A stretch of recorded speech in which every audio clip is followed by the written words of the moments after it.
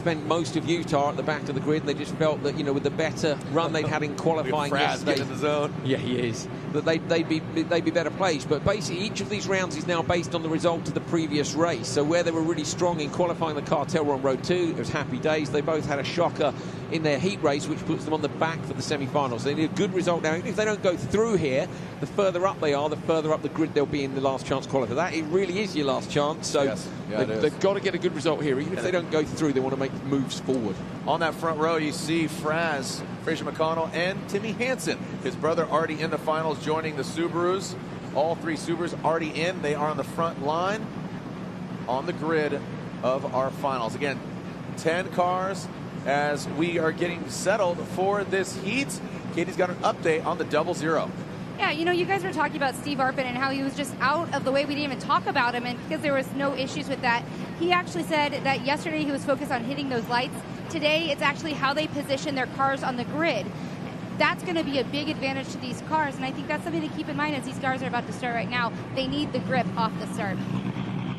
Here is our grid for semifinal race 2. Fraser McConnell, Timmy Hansen out in the front. Oliver Eriksson and Andrew Carlson. And finally, as you said, Andrew, the RX Cartel, Robin Larson and Liam Doran bringing up the rear. 30-second board goes up. Keep your eyes on the cartel at the back, particularly Liam. Liam, I know, has been backing it in every single lap up at the first corner. He's doing it this morning when the dirt there was super deep. Andrew Carlson, local driver. Parents own and run the track with him. And like you said, Carlson, he needs to remind himself this isn't an off-road truck. But I'll tell you what, RX Cartel, they might very well blow their way all the way to the front. Here we go. Fraser McConnell has the inside line. Timmy Hansen on the outside. Almost a jump start from Andrew Carlson. He dropped backwards off the line. Ollie Eriksson gets inside. Doran up 2 places already into the side of Carlson. Timmy Hansen around the outside of Fraser McConnell. Eriksson drops in, so it's Fraz now trying to outtrack Timmy. Get a squeeze on the brakes. Fraser shuts the door. Timmy looks to make the move that he couldn't make earlier. Doran goes in super sideways, trying to get inside Ollie, and he can't.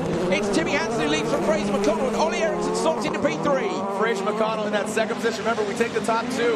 Looks like McConnell and Hansen 1 and 2. Hansen takes the lead. Eriksson there in 3rd, and Doran, like I said, very aggressive driving, almost spins around. Look at Fraz getting loose on that high line. I think you guys should say Fraz is getting after it, isn't he? You can see there, he's absolutely on the lock stops, mid-corner there, big send. Ollie Eriksson, Doran. Now, watch for Joker strategy here, because these 4 guys are all fast. Is anyone going to duck out in lap 1 and risk it?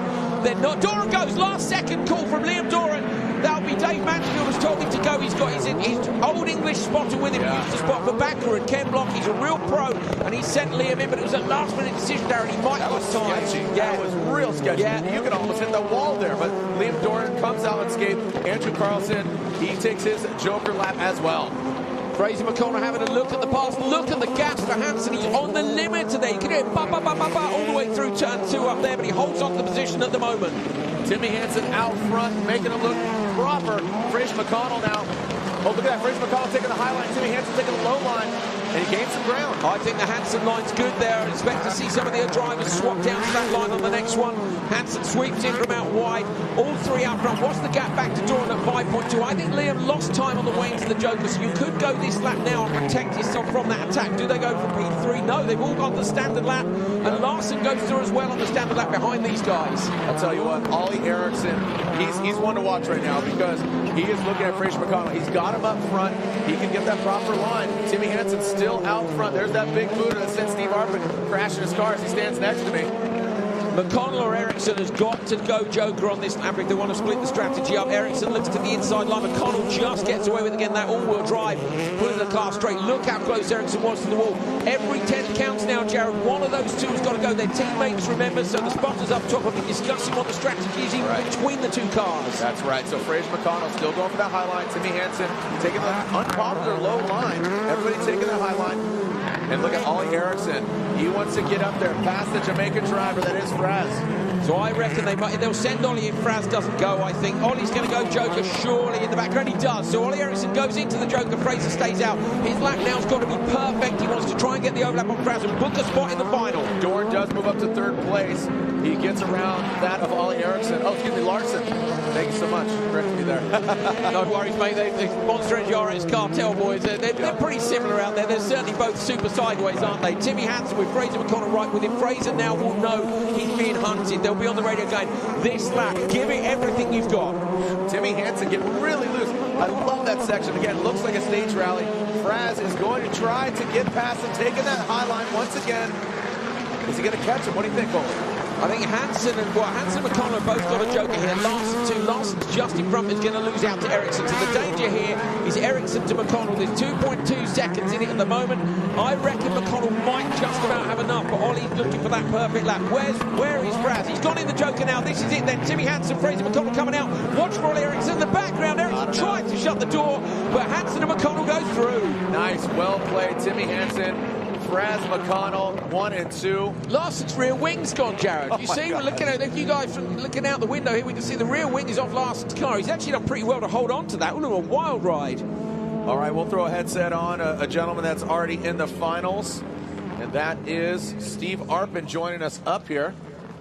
But Timmy Hansen, let's take a look at the replay here. And Steve Arpin, the 00, we'll throw on your headset and get some words with you, making sure. Arpin, congratulations, homeboy. I'll tell you what, after that heat race, I was getting a little bit nervous, but the car was really good. We tried a little setup thing, and it wasn't quite what we wanted. The boys put it back to where we had it before and tweaked on it, and we're right back to where we were. What do you make of the semifinal? I mean, Fraz, very impressive. Timmy Hansen, he joins his brother. Impressive. I don't think there hasn't been a boring race out here. This track is absolutely incredible. So many elevation changes, so many. Just look at that! Like, just dive into the Joker. Liam will always send it. Well, the call was slightly too late, wasn't it? I think for Liam, it was the right call. I think to go in. He needed to try.